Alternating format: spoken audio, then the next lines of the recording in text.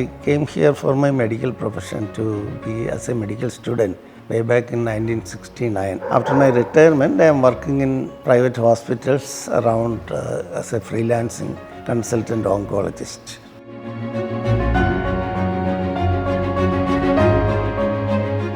This house is actually 26 years old.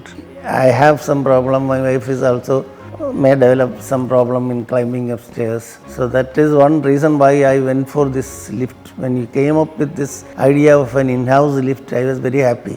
I've been looking for that for quite some time. Actually, it has come up more than I expected.